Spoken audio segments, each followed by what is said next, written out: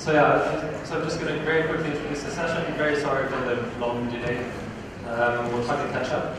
But I was saying the vast majority of urban residents rely on informal or formal FSM services from the private sector. They don't always, most of them don't go to the public sector.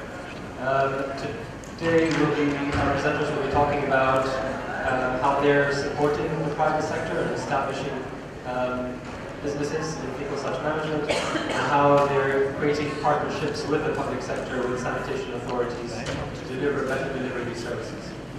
The first presentation is from Nick Alcock, but he can't make it, so Dave Wilson will be presenting instead. Dave is an engineer with Eden Municipality in Durban South. He's a senior manager for Wastewater Network and has 35 experience in wastewater management. So, 12 minutes. We'll try to do 12-minute sessions and with some questions afterwards. Please don't forget to write your 3 points from the session of what stood out to you.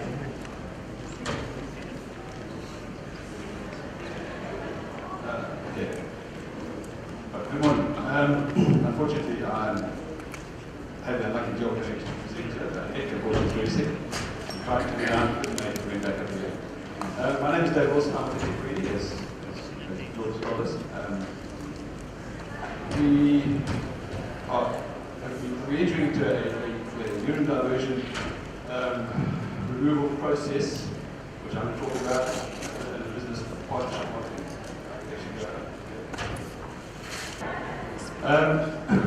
Technical and financial support that we received the Bill and Melinda Gates Foundation and the Department of National Development.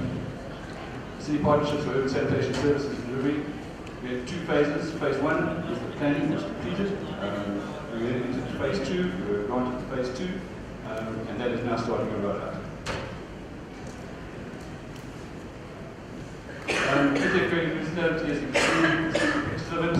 Very proud of our World Cup stadium on the right hand side. It's the second largest industrial hub. It's the fastest growing urban area in South Africa. It's a major tourist destination, and it also has South Africa's largest port, so it's quite a major city. I'd say it's perhaps either second or third major city in South Africa.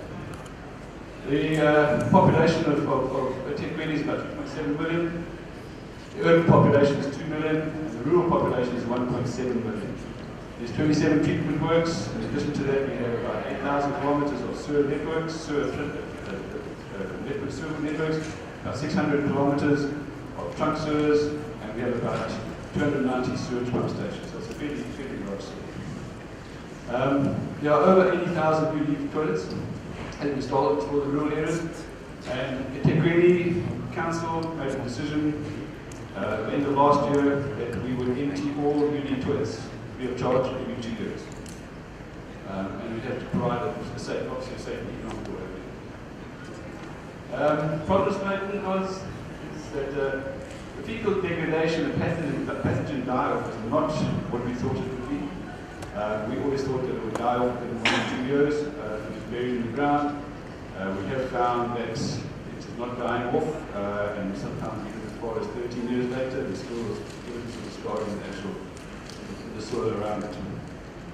So it's a high-risk household because it was originally envisaged that if we built the UD toilet, the house owner himself, after the pathogen died off, would then empty this toilet into the vault himself and move to a second vault. We then empty that and bury it on site, so that's not happening. And there's also service level inconsistencies, in as much as that the council quite a while back approved that we would empty all the VIPs free of charge every 5 years. So the people that own duty toilets found it very unfair that they had to empty their own toilets and the person down the road is getting these empty for nothing. So that was a bit of some of the actual problem statement that we had, or problem that we deal with. Key challenges: health and environment, compliance, transport costs. We have to identify some beneficial use for people waste. We want to go dump it. We do take it to hazardous full sites, we don't just dump it in the rivers, etc. It's very expensive. So we didn't want to go that route. We have to meet the expectations of the communities, what they want to do, how they, so we can get a lot of interaction with them, to discuss whether they want to be part and parcel of the process, etc. And to identify opportunities for the participation of the private sector and the residents. So the residents working in the area would like to become part and parcel of the entry program. And the sustainability of local business entities. So we'll talk about that just now. This is the black solid fecal waste cycling process. So there's two scenarios. The top, unfortunately, we couldn't put the whole post on one slide, so we have to split it half. The top, first one is scenario one, where you actually, from the back of the vault, that's the back of the UD vaults, there's two vaults, so you use the one vault, second vault, and then it stays closed. When this becomes full, you move across this toilet, you move across that vault, then you keep biodegrades, and while using this, you need to swim. Scenario one is that you take it to site, you bury it on site, and you plant trees around it. That is in very rural areas where it's transport, too much to actually transport it. Scenario two is the second scenario where you take it out of the toilets into these rooms. Then it's taken by transport to a bioconversion using the lobby, that's also the lobby. This is the lobby is bred with special breeding tanks for the actual flies to get the lobby. The lobby are brought to around about 9 days old and then introduced into the sludge. And then they convert that sludge into various things. It's a lot of processing. Basically, you get oils and you get protein that comes out, which goes to livestock feed. You also get a soil residue, which is a reasonable soil conditioner. It's not fertilizer, but it does have some nutrients in it. Then that protein gets processed and takes extended to livestock feed, mainly chickens and fish. They don't do beef, so or any cattle or any pigs, but only for chicken and fish feed. And then the oils goes into industry, and the residue from the soil goes into our community farms that we have. That's the basic process. That's what a breeding fly tank looks like. So these are all the flies inside these nets. They put in some nasty rubbish in the bottom there. The black soldier fly lays his eggs above the sludge. It doesn't ever lay eggs on top of the sludge like other flies do. He lays it above the sludge into little plastic holders, and those are supposed to then fall out onto the sludge. They remove the plastic holders before they do that, and they process the eggs. That's the lobby. Those are the trays. They can actually walk out of the actual lobby beds. Once they're full and they want to now go to the next stage of cocoons, and they actually climb up this wood line and drop into the tray. That's what they look like when they're very white. Sometimes if they go black or brown, then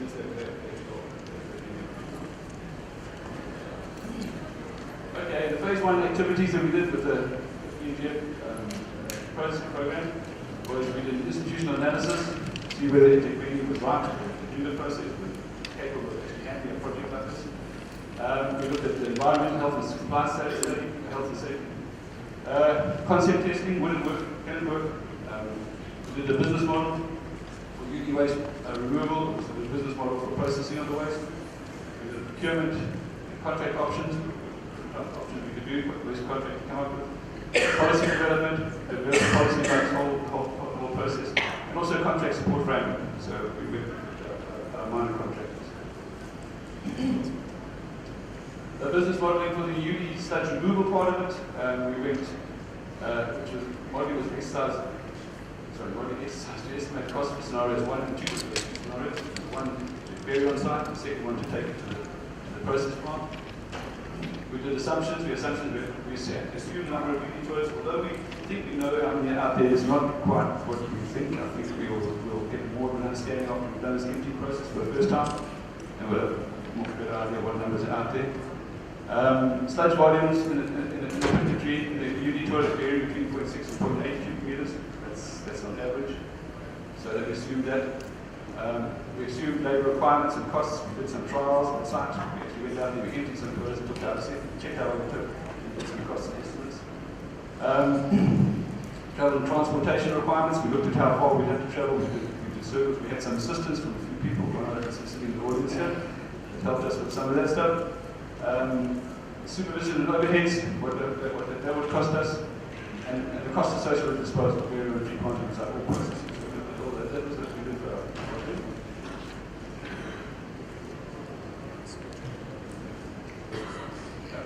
Okay, the modeling for the black soldier fly processing plant, the PSF identification, we looked at that as being a suitable processing technology. We looked at other stuff, but that was the most suitable. And also because we'd already engaged with the company actually doing this before, about a year before, so we looked at it. We then went back there, we actually engaged with them again. We then went and looked for a pilot plant site, which was in Etiquette. We found one, which is the Sapingo Works, which has got a lot of empty ground and a lot of drying meat tanks we're going to convert. And that's where the infrastructure options came up. These things we can do tunnels, etc. The business modeling we did based on two scenarios, one for 10 tons, one for 20 tons, to see which would be the most viable. Because although it's 10 tons, it's 10 tons of fecal sludge, there's also an additional 10 tons of vegetable sludge and vegetable waste that comes out of kitchens.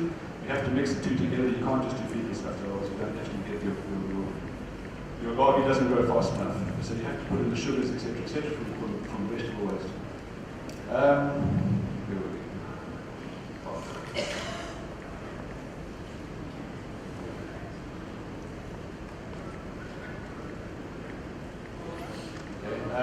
The business feasibility study, you have to see what is viable. With Etiquette in South Africa, the government, you're allowed to do a 3-year contract. If you go over 3-year contracts, you then have to apply to National Treasury.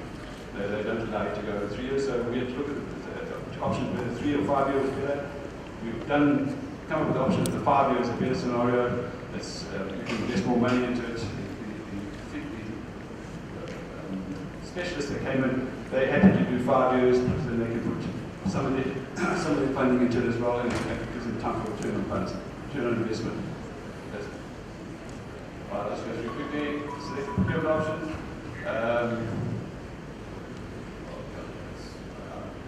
Basically, we have a municipal gate, just quickly. Municipal gate fee of 350 Rand a tonne. We agreed on that up front to go to the PSF plant. That whole finance process there, that process is going to be ring-fenced. The feed market that comes in, okay, that's a sales from the process. After the profit operating cost, the profit cost will be split between the municipality and PSF. We decided on 50% each, 50-50% split. If that gate fee reduces from 350 Rand a tonne down to 0, so we have no cost to the council to actually process our sludge, then the profit will more than likely become 100% to the actual to the PSF plant operator.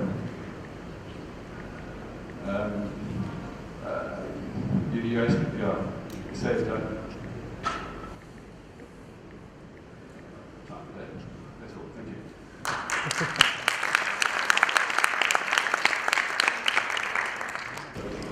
If you monitor the pathogens throughout the process and at the end of the residue that you're using.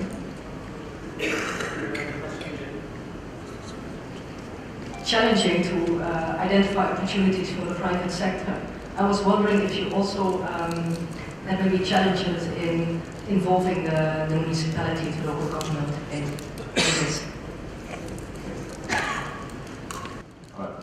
Yes, first question.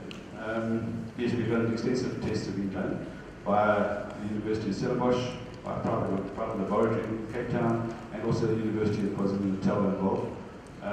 They are checking various things. They're checking pathogen residue in the larvae. They're also feeding chickens with the larvae. They're testing the meat and the flesh of the larvae before, after. They're bringing tasting people to see if there's any taste that changes within the chicken. There's extensive testing that's been done, so it is being done. Yeah. So that's the question. Second question. Yes, there's always challenges with the municipality. Yeah, we're going to call it red tape. I don't know what you want to call it, but yes, there's a lot of challenges with the municipality. However, there are ways around it.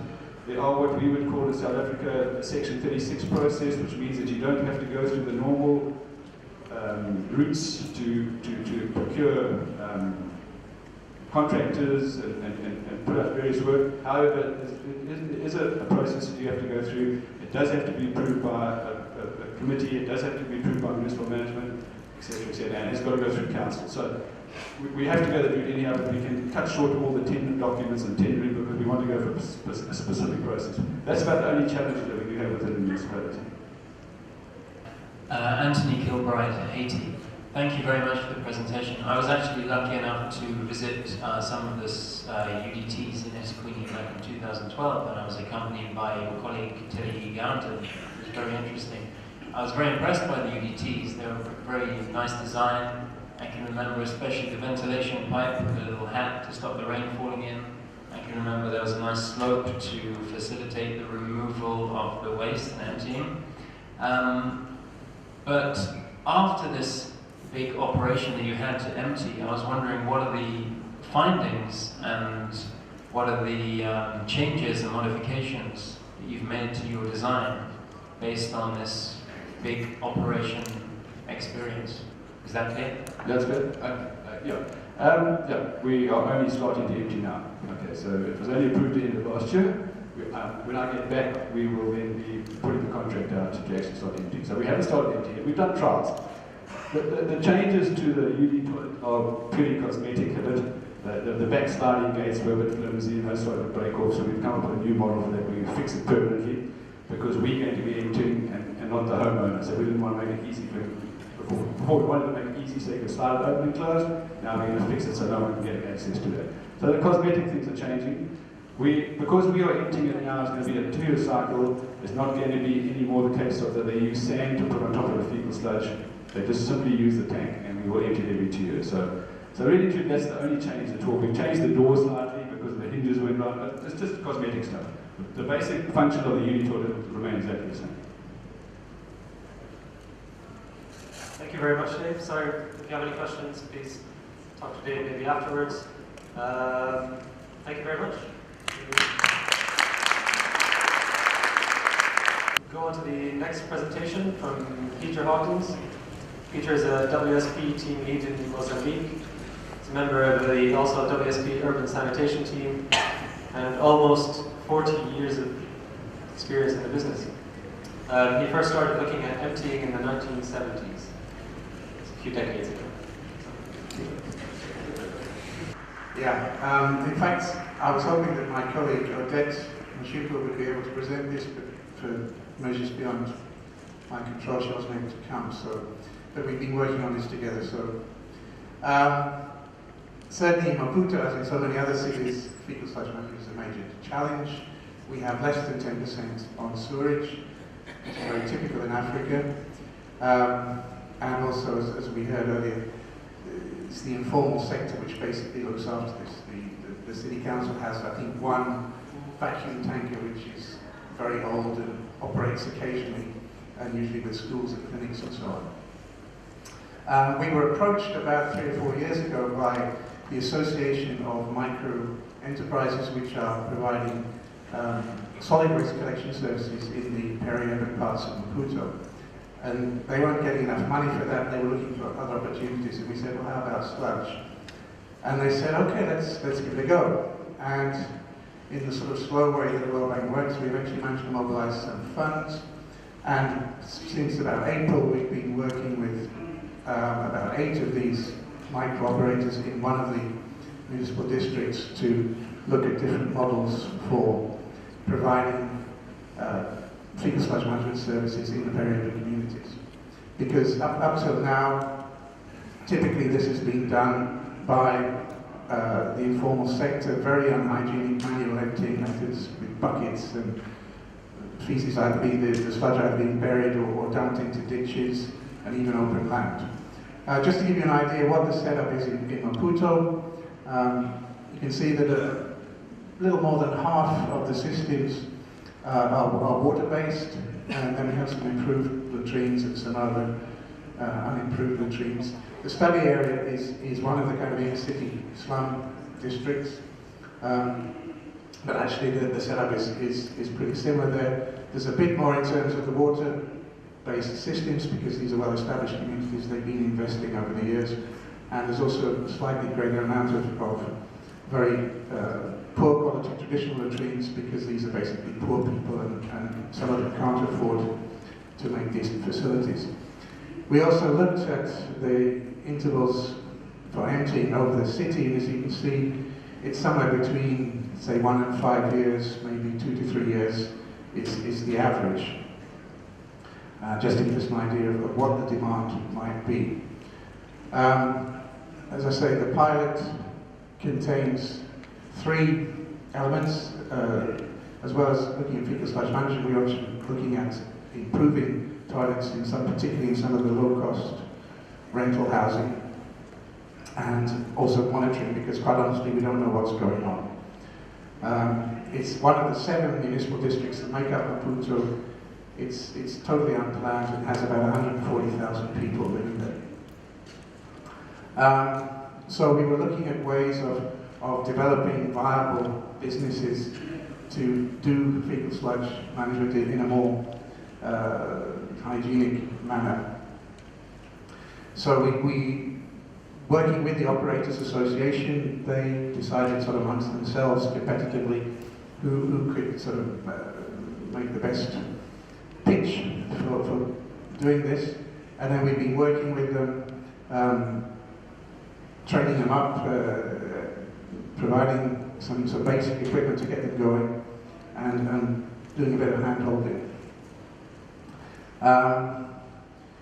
Of course, with all urban sanitation, you've got all kinds of stakeholders. The main ones are here. WSP, which is us, have been financing WhatsApp, to which George, do you not belong to them, or are you just a consultant for them? Anyway, who've actually been sort of channeling the funds. We've been working with the Micro Enterprises Association, as I said, and obviously with the Municipal Council, who are responsible for sanitation. We initially were concentrating on latrines because we didn't actually have the information which I gave you a couple of slides back, giving the breakdown of sanitation facilities, and we thought there were more latrines and less septic tanks and water-based systems. And so we focused on putting together a kit of equipment, which I've tried to represent on pictorially there. Basically, the gulper, which I think some of you know, which is a kind of a hand pump, buckets as well, because we're very thick sludge, there's sometimes no alternative, and then a mechanical trash pump, petrol powered. And the idea was that you would then use some of this equipment to empty it out into a 500-litre tank on a handcart, take that to a transfer station, and from there would go off to the treatment works. And for the septic tanks, where the volumes were a bit greater and the sludge is much lighter, these were going to be pumped out, and the cheapest option we found was 2,000-litre plastic water tank mounted on a pickup truck, which many of the operators already had. However, very quickly we found out that the 500-litre handcart was not suitable for various reasons. Partly because the access roads are very bumpy in those areas. They're very hard, very difficult to push around. Secondly, because 500 litres is not very much. Even for the latrines, we're finding people want to have 1 or 2 cubic meters taken out. So it meant a lot of backwards and forwards. And also, in fact, using the trash pump, we find there's often 200 or 300 litres of sludge actually in the outlet pipe if it's any distance away. So as soon as it starts coming out of the end, you more or less have to stop and then drain out the things. So it was very labour intensive. Second thing was that although we had full cooperation from the municipality on the development of transfer stations, and they granted us sites and everything, local residents did not like shit in the backyard, and effectively that was stopped. So we tried again, and to overcome those problems which I mentioned, we replaced the transfer stations with trailers, tanker trailers, which are pulled down to the treatment works by a municipal tractor. And the other thing which has happened is that the operators now are kind of clubbing together to use this tanker. It demands a bit more coordination, but they're good businessmen. They've sorted it out how to do that. And so you'll have that tank, or maybe one of these truck-mounted tanks, parked somewhere where they've combined that they're going to work together. Just to give you an idea of the gear that I'm talking about, pretty straightforward stuff. Things are starting slowly. We've only got up to about 30 MTs a month, but word is still spreading around. Some by word of mouth, but the providers themselves have been doing a bit of publicity, and that seems to be quite effective. As I said before, we kind of made a mistake in designing the service to start with. We didn't really know what we were trying to empty. Now we do. We have difficult access in about a quarter of the plots. So, you know, these are places where you can't take a vehicle and you need to carry things out manually or pump it out down a tube. And indeed, the trash pump has been very widely used. Also partly because, as I said, the number of pit latrines being emptied was rather few. Generally, a crew of 3 has been found to be economical, and what the operators done initially, they started by taking these people on as staff, but have now moved to a system whereby they have a kind of pool of people that are trained and they work with. When they have a job, they do piecework. I mean, this kind of thing is pretty normal in these low-income communities where people generally live on a daily rather than a monthly paid basis. A lot of people work on odd jobs, so this is perfectly satisfactory. Cost per emptying around $75, which is quite expensive. It is about 3 times what the very unhygienic manual emptiers are charging, and that is definitely an issue which we need to look at. We asked people why they liked it, if they've used it, and people are very aware of how yucky the manual process is, and they're very happy to have something new and better. There are still some issues about the equipment that we're using, but this is clear there's an aspiration there. Possibly it's something that people will be happy to pay a little bit more for. So we need to do some more work on making that equipment more hygienic and more modern looking, more prestigious. We asked people who use the services why, and half of them said they were just trying it out, but they were kind of hoping that it was going to be a good service. For people who asked about it and then didn't use it, the overwhelming issue was price. As I say, we need to look at that. I think probably we're going to need to look at partial subsidies. There's a bit of subsidy built into the system already through the use of the municipal tractor, which they don't pay for. But some of the operators, if they're using their own trucks, then of course people do pay for that. So that's that first point there. Even the fees that they're charging, we find it a little difficult to get the operators to report truthfully on what they're earning. But we think probably it falls a little bit short of full capital recovery. I've also mentioned the fact that there are many more septic tanks involved, not only because there are actually more there than we thought, but also because those using latrines tend to be the poorest and those are the ones who are not able to pay the prices. Again, as I mentioned with the hand carts, this has proved very difficult, and we're moving away from that. So, thank you very much.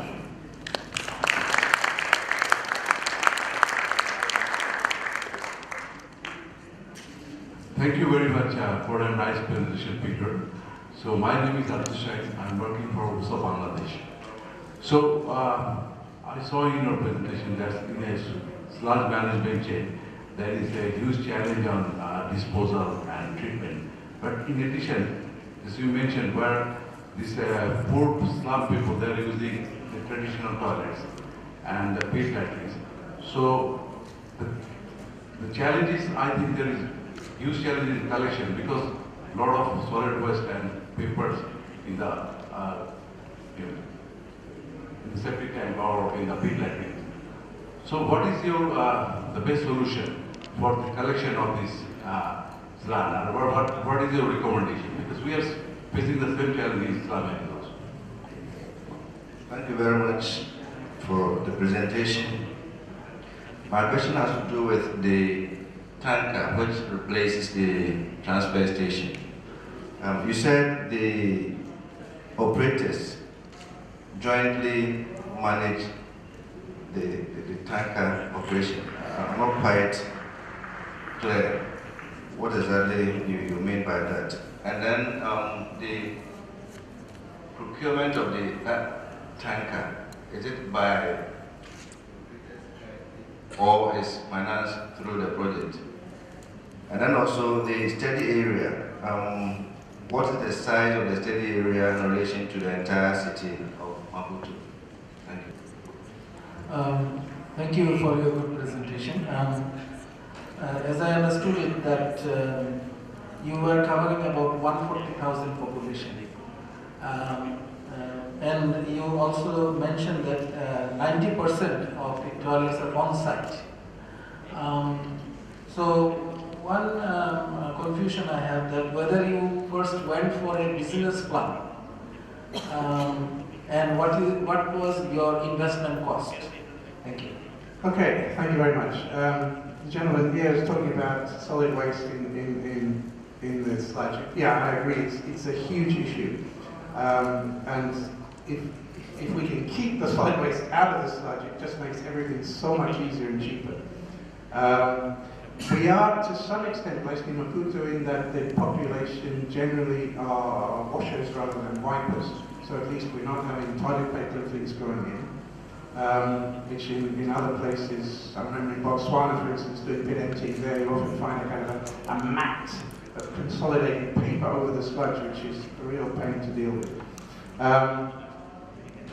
But yes, obviously people do throw solid waste in. I think another interesting thing, comparing with, for instance, in Lusaka, where very similar services are being developed in a neighbouring country,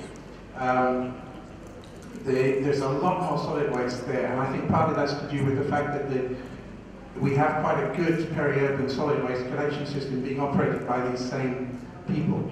And, well, you know, if they find solid waste, they'll tell the guys, look, you know, we come and collect this every day, so what are you doing putting it in the toilet? But that said, there is still a significant amount, and,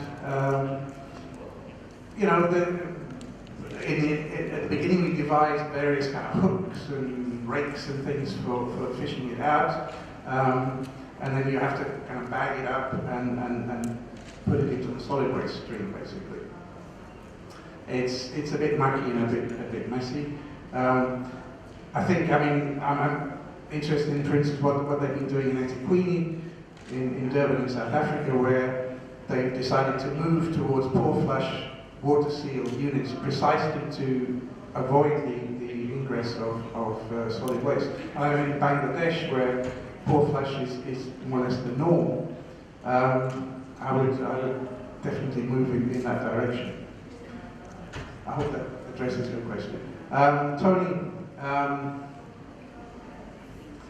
yes, how does the joining up for the use of the traders work? I went through quickly, so I didn't perhaps explain everything. The initial idea was that we had kind of two sorts of contractors, the ones who were doing the whole chain down to the treatment works, and then ones who were just going to do primary emptying up to the transfer station. The idea was that, you know, poorer, smaller micro enterprises could get a foothold in the business. The way it's now panned out is that the bigger operators have kind of bossed it a little bit,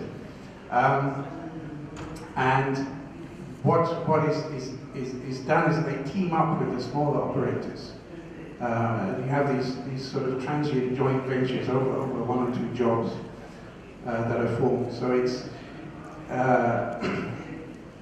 and these tankers, the tanker traders were attributed to the secondary, the larger scale operators. So in essence, they're subcontracting the small operators as kind of satellites to come and fill up that tank and make it more economical. And there are some arguments about that because they're splitting the revenue 50-50, and I think the big operators are getting more out of it, but they're working on that. Yeah, those tankers were procured under the project because we knew so little about the business that we didn't feel it was fair to say, you guys just profit out for this. You know, it's experimental. Once we clarified what the business model really looks like, then we'll be able to start talking to them about microfinance and financing their own equipment. The study area, it's 140,000. It's one of 7 municipal districts. Maputo total population about 1.2 million, so it's a little more than 10% of the population. In terms of area, you're talking, I don't know off the top of my head, I'm just kind of thinking about it, sort of, you know, perhaps 1 or 2 kilometers each way. It's a pretty dense area. Sorry, can you remind me of your question again? When you started on your business plan, how did you arrive at your cost? Because you charge the fee $75, which is pretty high, I understand. You have deliberately choose only poor areas. Yeah, okay. We did a lot of analysis to start with, looking at the, you know, costs and so on. I mean, as I've explained, the way it's worked out, that analysis has now had to change somewhat. That fee was an average fee, and you know, initially we recommended to them that they charge, you know, different amounts for different volumes. What the operators have done almost universally by themselves is to charge on the basis of ability to pay. So if they see a customer with a septic tank who's got a nice house, they have the price. And I think it's great because actually you know, some cross-subsidy going in there. You've got some poor, you know, widow whose husband died of AIDS or, you know, whatever. They will drop the price. But they still can't compete with the manual-emptiers, and that's something that we need to look into. We won't be able to do proper business planning until we've really worked out the sort of technical model properly and had some experience, but I'm hoping by later on, probably towards the end of the year, we'll be able to come to some better, more definitive conclusions. Thank you, Peter. Maybe we'll, so we're doing a panel discussion in the end, sorry, also we can do some questions, more questions towards the end. We'll go to our next speaker, Habibur Rahman. Habib is my colleague at WUSUP.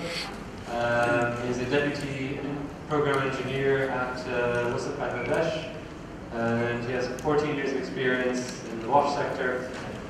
He's a graduate from Dewitt University, done an MSc in Civil and Environmental Engineering. Welcome to my presentations.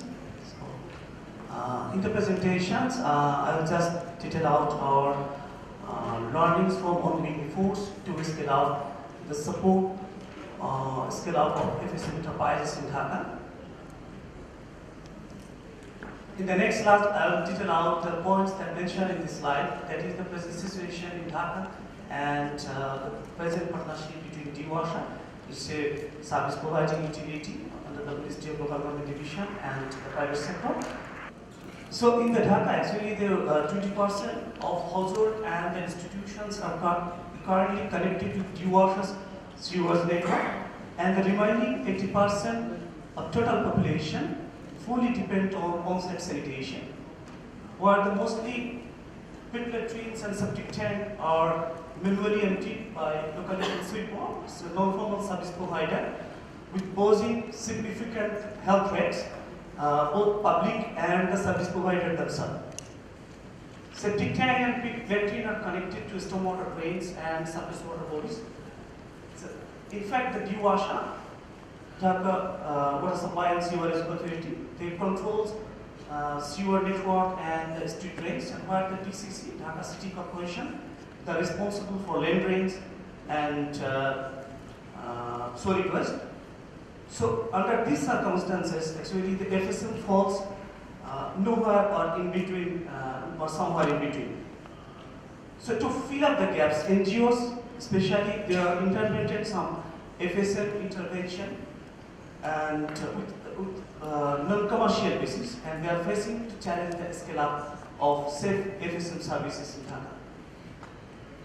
So what's up? Our first support to small scale entrepreneur, actually they are providing support to low income communities. Bhekutet is a mechanical emptying pump. So those Bhekutet are not accessible. In that area, the small scale entrepreneur, they are providing emptying service.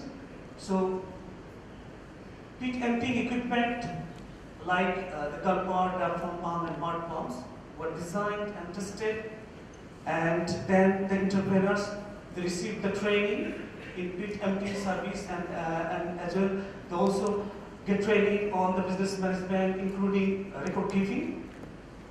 And they invested $1,000 each entrepreneur to procure especially the emptying equipment as well as to operate the business.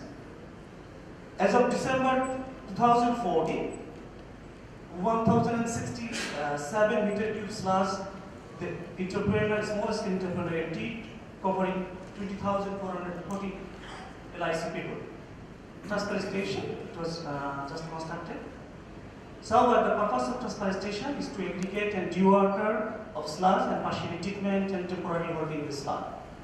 In the transfer station, the major component were headworks, including steam, solid waste storage, and underground holding tank and washing area. So our second support is to support the medium scale entrepreneur. Actually, the medium scale entrepreneur will provide emptying service in the areas where Bhekutet is accessible, and they will also provide support to emptying the sludge from transfer station to finally DWASA disposal point. Actually, these entrepreneurs selected through competitive process, where selection criteria include their business capacity, past experience, and the financial ability, while considering factor to score. They receive training, both technical and management aspect. Under the management aspect, they receive training on financial planning, business development, and accounting as well. Technical aspect, they receive the training how they will operate the Bhekutet and occupational health and safety. Actually, the effective analysis and current FSM services and study and limitation and challenges, all findings were shared with the all relevant stakeholders in Dhaka, and then a partnership model was developed, and hopefully it will be signed at the end of January 2015. So supporting utilities' ability to relate to the private sector. So DWASA, they have received 2 Bhekutet from UNICEF as grant, and they explored the support from external sources and agencies, as they don't have the experience to operate the business at this moment. So as DWASA agreed and interested to lease the contract with the entrepreneurs based on business model developed by WASA, and actually the involvement of entrepreneur in this partnership model opened a new dimension of for scale up of FSM services in Dhaka city. So based on the performance and effective analysis of the developed model, lease loan and service contract model, the performance-based lease contract model has been selected and by the both parties, actually the DWASA and the private entrepreneur, because of it has the low startup cost and higher return and greater flexibility. So it is derived from our experience that the entrepreneur cannot make the business viable unless getting the institutional support. And that's why the responsibility and the tax that identified under the lease contract model was allocated in such way so that the entrepreneur get the proper support from local and the utility and institution. Where the entrepreneur will actually look after the regular operation and minor maintenance, and they will receive the demand. And whereas the utility will provide all sort of major maintenance works, mass marketing, and will perform the regulatory role. So the challenge, the FSM, the big challenge is creating and sustaining demand. So to address this issue, so WASAF is now providing the promotional campaign support to both entrepreneurs and DIWASA as well. And another big concern is the land scarcity. Dhaka is a densely populated city in the world, and especially for the transfer station and disposal site, so we are facing the problem. So to address this issue, the WASAF with the sectoral actors initiated advocacy with concerned authority. And self-disposal is a challenge if the regulatory and the proper application of the standards is not in place. And to reduce this, WASAF is now supporting DIWASA to introduce a monitoring system in DIWASA so that they can monitor the system with maintaining a proper database system. Thank you.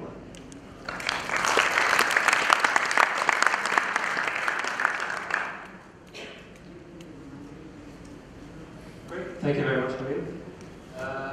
Shall we do again questions or two questions? Please. Yeah, go ahead.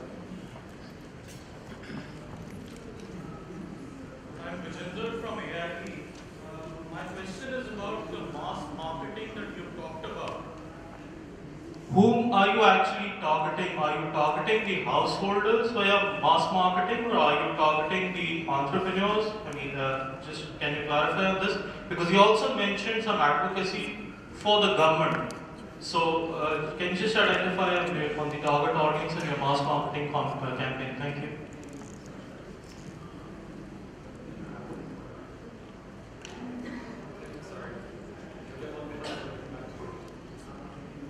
Hi, I'm Doria Saito from Asian Development Bank. Thank you for the presentation. Could you explain a little bit about the financial arrangement? Who's paying what to who?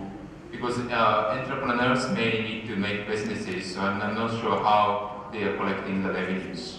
Is that directly from the users or from the water utility, things like that? Thank you. Great. You want to take these two questions? Okay. I can answer these two questions. First question, the first question. Actually, our target audience is both on the demand side and both the supply side. So, with the demand side, actually in Dhaka there is no demand at this moment. So we need to promotional activities to create the demand and to make the aware of the people. I mentioned that at this moment the septic tank, latrines, or the pits are connected to storm sewer line and upper water bodies that connect. So we need to aware the people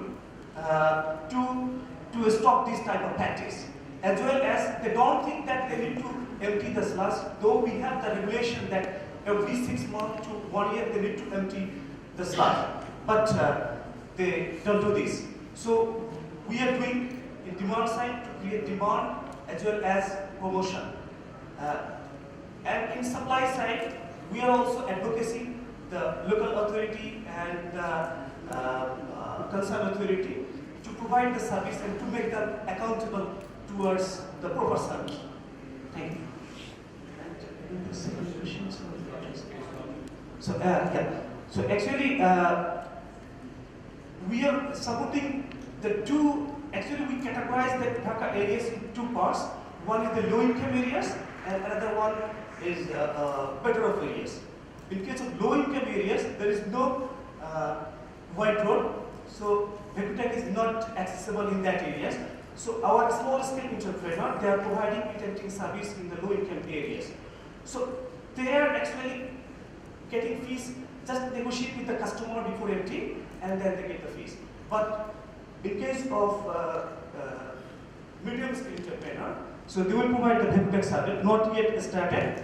So just we have finished all the formalities and hope this month at the end of January the agreement will be signed, and after that they will commence the business where so they will also initially collect the fees from entrepreneur, but in future DWASA are in process to add some charge, but it's not finalized yet. And I have a question. I didn't really get if the different areas of the cities of the city are they are like a concessionaire, or if the different entrepreneurs they compete among themselves. So I don't know, for example, if the household call directly to the provider, or if they call to the utility and the utility sell the service provider to the area. And also, related that question is, it seems all the providers have a lease contract with the utility for equipment. I guess that most of them has more or less the same costs. So to what extent is there like a price competition about the service providers, or they just have the same tariffs? Actually, in medium scale entrepreneur, when they will start the business, so WASA, they fixed up the price for the better areas and the low income areas. So accordingly they collect and they will monitor to control the price. So our next presentation is from Michael from UI. He's a group leader for business innovation at UI and holds lectures at the University of Gallen. That's in Switzerland. He's a professor at Karlstad University in Sweden. He's interested in service and business innovation in developing countries. Okay, thanks for the introduction, and I'm happy to present some of our preliminary work on the question how you actually move from a pilot to a large-scale implementation for solving some of these sanitation issues. And it's a collaborative work with my colleagues from EAWAG, especially from Sandek, so Lars, Linda, and so on, Caroline, Craig, Moritz, and I'm just the one presenting the research, but it's always done between our technical team and our business team. And the questions we are raising is how you actually can move and scale up, what's the best approach for them, because what we are facing is this kind of sanitation crisis, and I borrowed the slides from Peter, one of his work, and we see, of course, where the ship goes with this kind of ship flow diagram across the different parts of the sanitation chain, and we also know where the ship goes across the different kind of technology you are having on-site, centralized technologies. And what is missing here, of course, is on one aspect is the financial. We got this question, where's the money actually going? Who's paying for what? Is the private sector paying? How much money do we have actually can make out of the resource recovery? It's one thing we have to address. How can we somehow get a financial understanding for that? And then most importantly, how we can change the numbers, how we can change from this 2 to 98% ratio to a different type of ratio, and for that we need this kind of financial information. And that's what we try to do, try to understand how we can actually change the system and how we can scale up different business models for different types or different stages in the sanitation chain.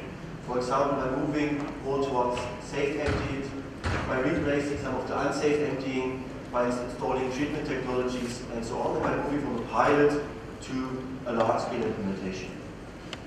Because what you can see, of course, worldwide, there are a lot of pilots going on. And this list is not meant to be exhaustive or somehow select specific projects, but you can see that a lot of pilots are going on treatment technologies like waste enterprises, Safisana, Janiki, and so on. So different kind of treatment technologies are currently in this pilot stage, tested in specific cities, and hopefully come to scale. Or we also can see some integrated sanitation service provider like Soil, Xrana, Luvat, or Synergy that cover the whole sanitation chain from operating toilets to the transportation of the feces, fecal sludge or urine, and also some treatment technologies. You can see pilots on emptying in Bangalore going on, DSK in Bangladesh, or toilets produced by ID and BRAC in Bangladesh on a large scale already. And in citywide scale, you have Dumaguete in the Philippines, in Manila, that actually have gone already to scale. So all these kind of projects are going on, and the question is somehow how we can move from a pilot to large-scale implementation. If you think about large-scale or pilot projects, just one example, it's from, I tried to also integrate a little bit different talks before, so it's not from Bangladesh, Dakar, it's an NGO actually, DSK, offering emptying services on that slide, being relatively successful in year 1 and 2, with increasing the number of emptying services for septic tanks and pit latrines.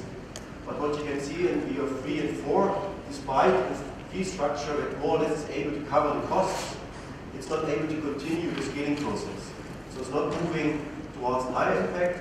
It faces what we call later on the scaling paradox. So it means that actually I've proven the pilot is successful, you can cover your costs for emptying services with this fee structure, but when it comes to investing into the scaling, you're not able to do that. Because you see that these kind of organizations, of course, they start to exist, so they're very spreading around the world, hopefully survive somehow by getting access to grant money, by financing their scale-up and their extension of the business, prove their business model is successful, and then try to take off. And by taking off, you can see somehow it's not continuing. So we call this like a pilot never fails, but also never scales. And to understand why is it not successful, you have to just look into different types of modes, how you can actually achieve scaling. And I heard this morning someone talk about speed and scale, whatever, just be very cautious. This is a very steep growth rate or scaling rate we have seen on the slide. The private sector can never grow more than 6 or 8% per year on average. So the growth rates, if you just look into the private sector involvement, will be very, very incremental, not like this kind of hyper growth you might have here. This is just can explain if you replicate business models and you have more companies doing the same. But what you need for scaling, first of all, you have to improve your business continuously, you have to grow, you have to reinvest into the business, and then hopefully the business models that are successful can be replicated in different cities, in different countries, different regions. What you see in reality, unfortunately, that improve, grow, and replicate are not in place in the sanitation sector. Let's just start with the bottom part of this slide, just improving. And we've seen an interesting cosmetics from Dave, how to improve the UDTs by learning actually from the pilot. Peter also shows some interesting learning in terms of how you actually come from the initial configuration of your sanitation chain to the current one. And we have to get this kind of improvements going on. So it's not about how much money actually you put into every organization, it's about how quickly these organizations are able to learn to improve their businesses, to improve their transportation costs, to improve their costs for the treatment, to improve their costs for toilet productions. So this kind of thing we have to get in place. It's the question how quickly you're scaling, it's the question how quickly you're learning from your failures, from your successes, and then trying to implement this kind of learnings in your organization. The second step is about growth. If you look into the business models, most of them are not in place in order to facilitate growth options or growth opportunities. What you normally favor, for example, for treatment technologies, you don't sell the treatment technology, you try to get paid for the end product that is produced with your treatment technology. In this business model, it means all of the capital investments are on your balance sheet. It means you just take a treatment technology, it costs you $10,000. You actually can prove that you can make $3,000 with it every year by selling few pellets or whatever. But first of all, this business model, by selling few pellets, the 10,000 is on the balance sheet. And if you have 10 equipments of these kind of things, per year you have 100,000 on your balance sheet, it's your capital employed, you have an interest rate for the capital employed of 6%, so 6,000 already is reduced from your cash flow. That's the first thing. It's in your balance sheet, you have a depreciation rate, let's say the equipment holds 10 years, it's $10,000 again on your balance sheet, reducing your profits and your income. And most of these organizations most probably don't have their own capital to finance these kind of things. So you go to the private sector to finance it. It means you have a borrowed capital, you pay interest rate for that as well, and you actually have a situation where cash flow is extremely reduced just on the financial arrangements you have in the organization. And with that, you're not able to finance your growth opportunities. What we need to get in place is the way some intermediate finances can play in order to avoid that you have such long amortization periods for your treatment technologies and also for the toilets. It means instead of waiting until you recover your investments, the bank has to move in and say, okay, I buy actually the contract you have with your customer, but I give you the 10,000 directly, and the bank receives the 3,000 per year. It's much more reliable in terms of cash flow, and if you have a higher cash flow, it's easier for you to reinvest actually into your business and to expand your business step by step. And finally, when it comes to replication, you can see, of course, that you can replicate very quickly. That's why Starbucks, McDonald's are all over the world. Because major part of their business is standardized. For the business models you see in the sanitation sector, it's very, very contextual specific. So you have a lot of effort to modify a business model that works maybe in Bangalore, if you go to a different city in India, or if you go to Cambodia, whatever. So you get a lot of modification costs to modify your business model. And you cannot cover these costs by the organization trying to replicate it, or by the organizations trying to implement it. Some external financing has to come in to replicate your business model, or to finance modification costs for your replication of the business model. This is one thing we see in the scaling up process. The second thing we see, actually, that's very counterintuitive to what I normally do in business research. Business models that scale have the tendency to become step by step more simple, less complex. But in the sanitation sector, we can see the complete opposite. The pilot project might be very simple business model, but when you really rescale, your business model gets more and more complex. And I was happy to work with Latepa in South Africa, for example, in Durban.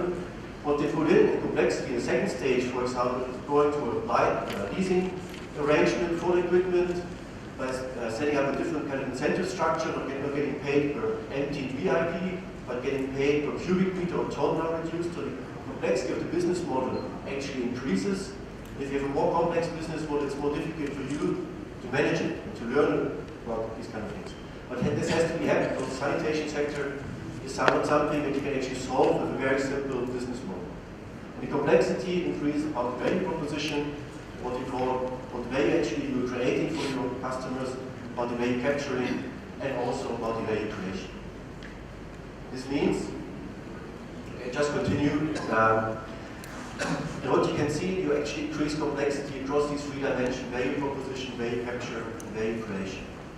When it comes to the value proposition, normally in the pilot phase, you actually address maybe one specific type of customers. You have one specific type of customer need you actually try to address. Very homogeneous customer group. When it comes to scale, you actually observe you need different types of customers to really diversify your risk. You have to have different types of offering. It might be not a pit touch stream, we're actually offering the salmon drinks, but a shelter, that's actually a value proposition. A part of it, you actually diversify your portfolio very quickly in the scaling process, because you have different types of services you want to offer to different types of customers. It's not the initial customer segment you continue to work with, you're spread across different types of customer, covering different types of customer needs, and so on. The same for value capturing. Normally you can see initially a lot of organizations just actually bundle all their grants, their product revenues, their service revenues, or donations into one basket and try to finance all their activities in the pilot phase. If you look more at the scale, you see a more dedicated approach to how you make your financial arrangements. You might set up a small R&D department that still receives some grant money in order to develop your technologies. You might set up another department actually that owns all the toilets, for example, and you can sell this kind of toilet contracts you have with your customers by serving them to a social impact investor that is keen on financing 10,000 people having access to toilets.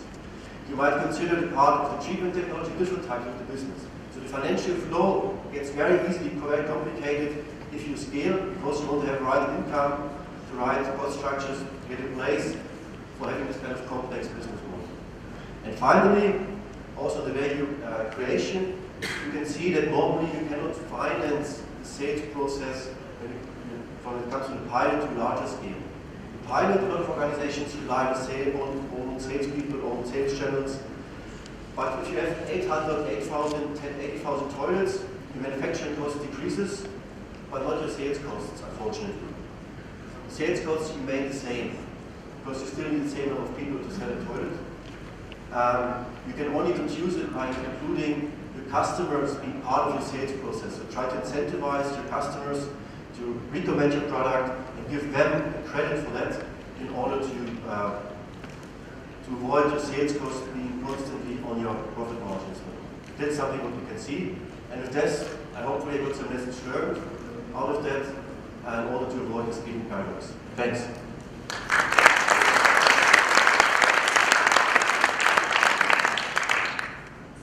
Too much scale for the PowerPoint to handle. All right, questions?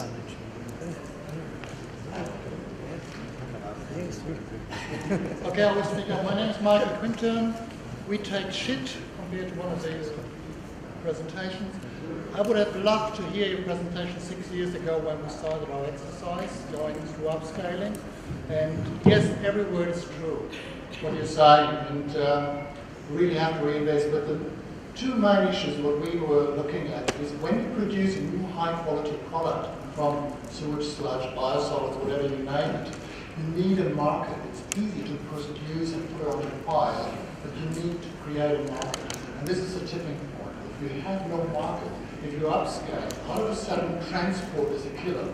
You need to transport the product back to the region where they grow the food, where the demand is for fertilizers. So this is often left out of the equation. And also the second killer is you need to work with individual people and authorities. So it comes back to someone who's got a job somewhere and have to sign your contract. And he's got an income, he's got to pay a mortgage, he has family to feed. And you have to consider it make it comfortable for him to believe in what you want to deliver and to sign the contract. So it was fine at convincing people, agencies, environmental agencies, customers, and finally it was food producers. So we are challenged by selling products to farmers because they say, hey, my milk producer, who takes my grain, they don't accept human waste in the food chain. So as long as we don't have there's no food producer on the sponsor side. As long as they don't sign up, we will have a major issue to get human waste back into the food chain, I believe. So these are the main, when you upscale, these are the things you face, transport, people buying in, and actually the end user. Niall Mook from Goal. It seems like fantastic work to assess these wide variety of enterprises working on this. I'm just wondering if, across all the contexts you've looked at, if you've assessed like the differing level of public sector support to the enterprises, like if in certain contexts that if governments are more pro-private sector or more able to offer support to help this scaling up, that you've seen certain perfect situations where the municipality has a role to support the private sector. Quick answer to that, it definitely has. Private sector, public authorities need to support this kind of local enterprises or businesses. That's one aspect. But also don't forget it's kind of entrepreneurship is nothing that we have this always or everywhere the same. So you also have to understand what kind of entrepreneurial skills you have locally available to develop the local businesses. And then I totally agree on the comment. But there's one thing, if you scale in all these kind of difficult environments, you put a lot of business risks on it. So I think that the sessions, if I can make this kind of statement, may be not the right word. FSM is not a business. FSM can be only a business option in a diversified business portfolio. So if you have people that actually do waste collection, they can also do fecal sludge collection. If you have a waste treatment process, you may be also offering equipment for fecal sludge treatment. But with all the risks that we are facing in the FSM business environment, it might be not viable for business just to put all the eggs into the basket. So we may have a diversified business portfolio, and sanitation is one part of it. Hi, I'm Sharda Prasad. Sorry. I'm Sharda Prasad and I'm an PhD student at UC Berkeley. I'm from India and my research is focused on fecal sludge reuse in agriculture. And I just want to add to the statement made by that gentleman. It's more about, in India, farmers are definitely interested in reusing fecal sludge. But again, there is this new concept of, it's an old concept when it comes to India, but somehow it is not discussed here. The caste system. Again, I have been seeing how different farmers from different castes have been perceiving. My research is not complete, but this is one of the interesting observations I have been making during my field work, that farmers who belong to an upper caste, they don't really want to reuse pickle sludge, and farmers who belong to lower caste, they're very comfortable. And in the same way, it also depends on the bias of the government authority who are managing these things. So, and usually in India, that they happen to come from upper caste. Sorry, I have to use these words, upper and lower, but that's the reality in India. And they are biased more towards like, oh, who uses human waste? But that is also a reality. Things get thrown in wastewater in India, and pickle sludge reuse is happening at a good level in and around some of the major towns. But I just wanted to point that out. Even that needs to be considered when you plan these things. Of course, transportation is definitely a killer, and that's why it just gets thrown out wherever it's possible. They just want to unload it. People don't like these business operators. They don't really care, about the nutrient value. But farmers really value it. But maybe towards the end, once my PhD is complete, I might have more answers. But yeah, I just wanted to point that out. What's that question? Yeah, sorry. The question is that, like, have you ever accounted for the biases of the government bodies and people who want to reuse these things? I think it's like you have to have this kind of institutional support to get this business running, also to avoid this kind of bias when it comes to reuse of end product. Sure. Can I make a quick comment in questions as well? There's a lot of talk about agriculture, but my understanding is most of food agriculture is outside the city. In the city, there's a lot of landscaping and stuff like that. So I'm not sure I understand.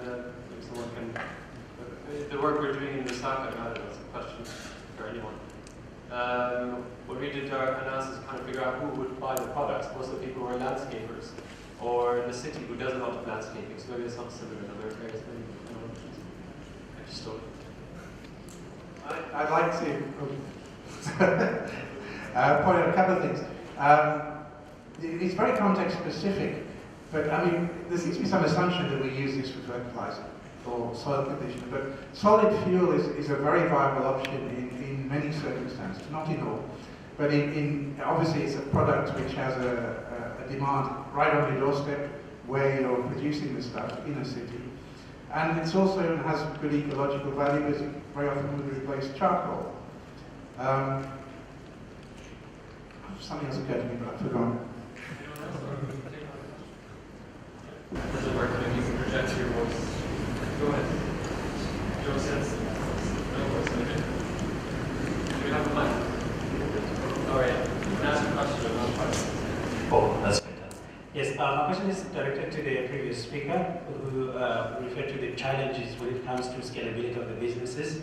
I think specifically the debt burden in terms of the business having to pay that interest. Our question is, but I don't understand why those kind of businesses will use debt as opposed to pure equity injection, because they do seem like a classic venture capital type of businesses. And that should probably, solve the problem in terms of cash flows, and that's the constraint on growth. But I would be, as the owner of the company, I would be always very careful when it comes to equity positions. So if I really want to have other investors in there or not, so it's really a personal question, do I want to do it step by step, or do I have an equity investor or something coming in? So this kind of decisions have to be taken very carefully. So it's not the amount of money you throw into a company that makes it able to grow, it's the management talent that really helps you to grow. It's not the amount of money that actually matters in terms of investments into a company, it's more management talent.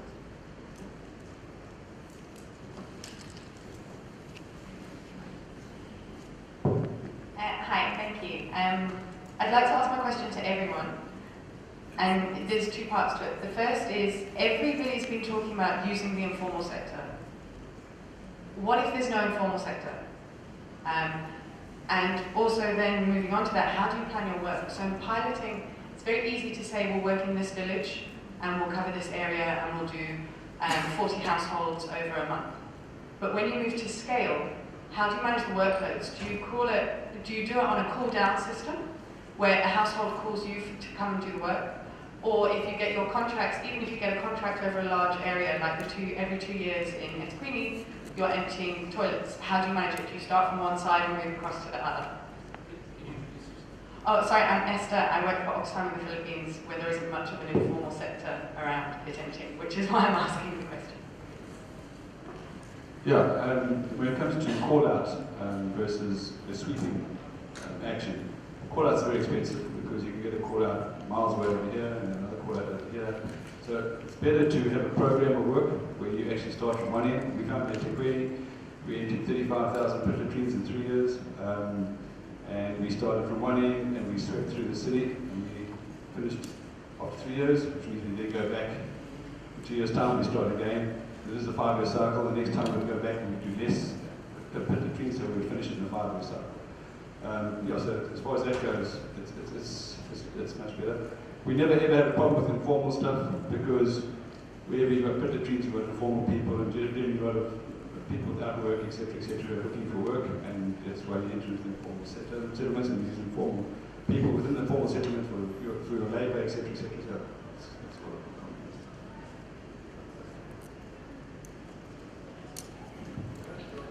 Okay, thank you. Thank you for your presentations. My name is Funke Kofi. I work for the International Water Management Institute. I'm based in Ghana.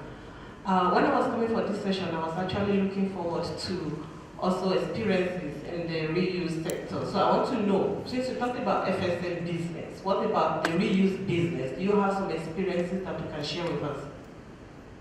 Either as fertilizer, either in agriculture, or in fuel, or whatever, any other sector? Yeah, in the Tequini, we've got what we call our depot plant at the moment, which has been running, you mentioned on the hyper slide. Yeah, that does produce a fertilizer. But it's not really a fertilizer, it's more a fertilizer. But it has a lot of nutrient in it, and a fair amount of nutrient in it. And we currently are using it in our community gardens and in our parks and gardens. We haven't gone for resale to the public because there's a lot of legislation that you have to go through. So that's what we have done with that. So it is working. We are upscaling now. We've gone from one plant. Now we're going to be releasing 3 more plants. We'll have 4 plants within the Tequini. We find it's better to do that way because it's cheaper to transport the pellets after they've been dried, or else you transport the water. So we are using it for community gardens a lot, and we're using it for parks and gardens when required. Where and when required. Any more questions?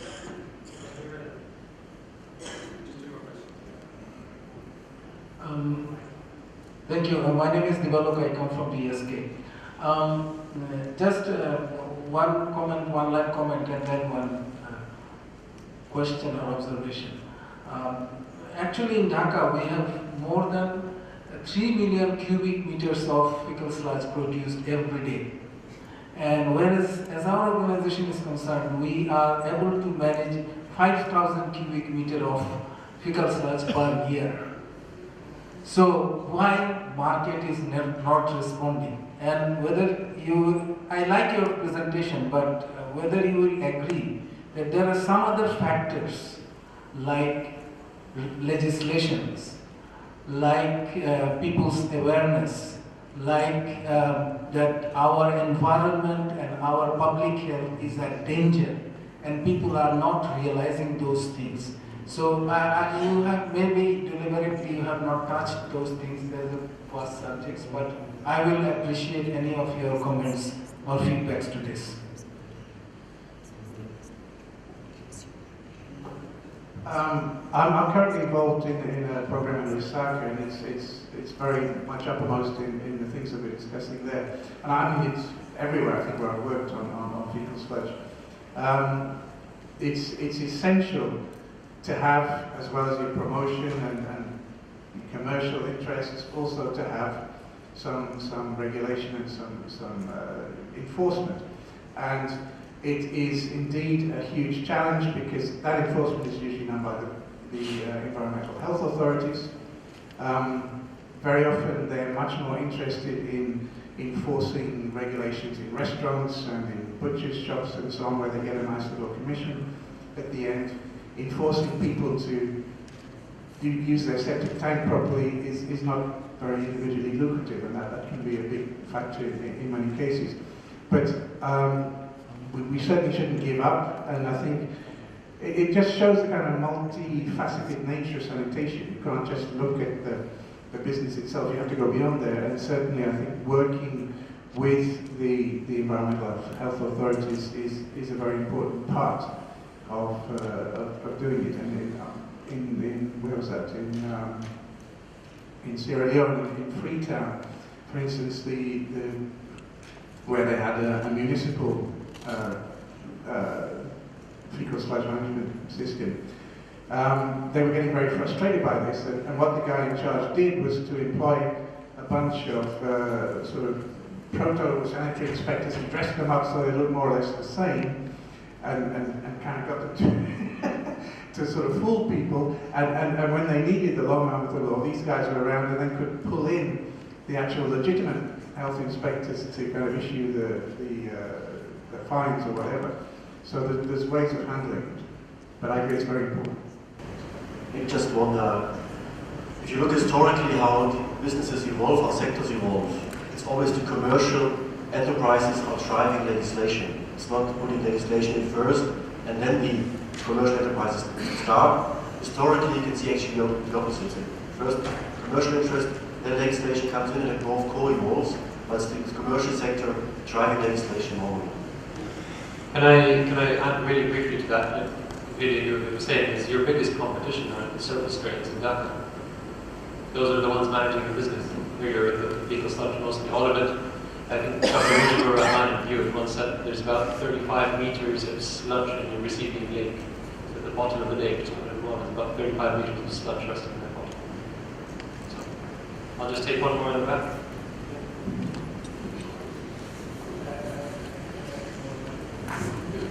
I want to agree that biosolids or sewage sludge or fecal solids are created in cities. They are produced in the rural areas where we grow food.